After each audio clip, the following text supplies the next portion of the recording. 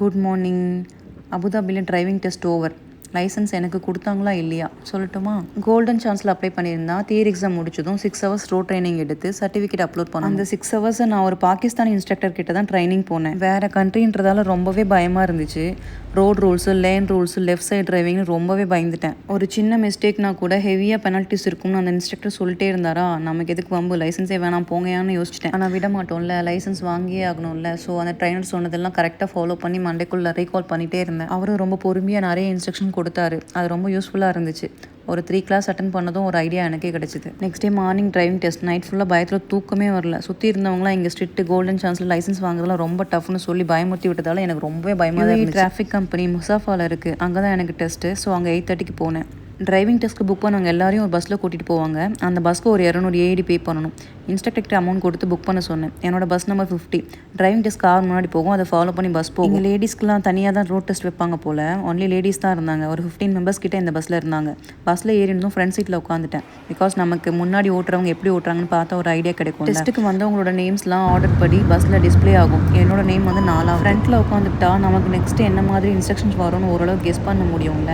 அதனால ஃப்ரண்ட்டில் உட்காந்து வாட்ச் பண்ணிகிட்டே வந்தேன். எனக்கு முன்னாடி போன 2 பேர் நிறைய மிஸ்டேக் பண்ணாங்க. அதை பார்த்து நான் இதெல்லாம் பண்ணவே கூடாதுன்னு மைண்டில் ஏற்றிக்கிட்டேன். 3rd நம்பர் பர்சன் டெஸ்ட் முடிச்சு கார் ஓரமாக ஸ்டாப் பண்ணாங்க. நெக்ஸ்ட்டு நான். அவ்வளோதான். அகைன் ஒரே பதட்டமாகிடுச்சு. மனசுக்குள்ளே எனக்கு நானே போலீஸ் எல்லாம் மறந்துடுவோம், அது நம்ம காரு, நம்ம ஊர்னு யோசிச்சு ட்ரைவ் பண்ணணும் மனசு தேத்திட்டே போனேன். இண்டிகேட்டர்ஸ், மிரர்ஸ் செக் பண்ணுறது மட்டும் ஒரு டைம் கூட மறக்கக்கூடாதுன்னு சொல்லிக்கிட்டே இருந்தேன் மனசுக்குள்ளே. காருள்ள போயிட்டு மிரரு, சீட் பெல்ட் எல்லாத்தையும் போட்டு அட்ஜஸ்ட் பண்ணிவிட்டு அவங்க கேட்கறதுக்கு முன்னாடி நானே போகலாமா அப்படின்னு கேட்டேன். ஆர் யூ ஓகே அப்படின்னு கேட்டாங்க. ஆமாம் போகலான்னு சொன்னதும் ஓகே போங்கன்னு சொன்னாங்க. Centre mirror, side mirror, shoulder check, indicator இதெல்லாம் கரெக்டாக போடணும் அப்படின்னு மைண்டுக்குள்ளே ஓடிட்டே இருந்தேன். ஃபஸ்ட்டு லெஃப்ட் எடுத்து ஸ்ட்ரைட்டாக போயிட்டு இருந்தேன். அப்புறம் அவங்க ரைட் போக சொன்னாங்க. மறுபடியும் யூ-டர்ன் வந்துச்சு. யூ-டர்ன் போடுவாங்கன்னு நினச்சா ஸ்ட்ரைட்டாக போங்கன்னு சொன்னாங்க. ஸ்ட்ரைட்டாக போனேன். சிக்னல் வந்துச்சு. சிக்னல் க்ரீனில் இருந்துச்சு. ஸோ பாஸ் பண்ணி போனேன். டேரெக்டாக போனால் அங்கே ஒரு ஸ்டாப் சைன் இருந்துச்சு. UAE ரூல்ஸ் படி ஸ்டாப் போர்டு இருந்துச்சுன்னா அங்கே 1 செகண்ட் வந்து ஸ்டாப் பண்ணி போகணும். அதே மாதிரி ஸ்டாப் பண்ணி போகணும். அகைன் ஒரு ரைட் வந்துச்சு. என்னடா போயிட்டே இருக்கீங்க, எப்போடா ஸ்டாப் பண்ண சொல்லுவீங்கன்னு மனசுக்குள்ளே ஒரே பயம். ஒரு 2 கிலோமீட்டர் ஓடி இருப்பேன். ஒரு வழியாக போலீஸ் அதிகாரி வந்து எமர்ஜென்சி ஸ்டாப் சொன்னாங்களா. சொன்ன உடனே சென்டர் மிரர் செக் பண்ணிவிட்டு ஹசார்ட் லைட் ஆன் பண்ணிவிட்டு பொறுமையாக ஸ்லோ பண்ணி வண்டியை நிறுத்தினேன். அவ்வளோதான், என்னோடய டெஸ்ட் முடிஞ்சிருச்சு. அப்படியே குறுண்டு அவங்க ஃபேஸை திரும்பி பார்த்தேன். அவங்க எதையுமே கண்டுக்காமல் அவங்க பாட்டுக்கு பேப்பரில் எல்லாத்தையும் எழுதிட்டு இருந்தாங்க.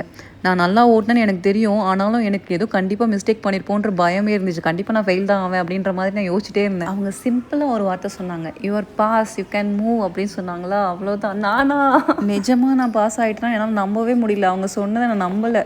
எனக்கு அஃபிஷியலாக மெசேஜ் வரட்டும், அதுக்கப்புறம் நான் நம்பிக்கிறேன் அப்படின்ற மாதிரி வந்து பஸ்ஸில் உட்காந்துட்டேன்.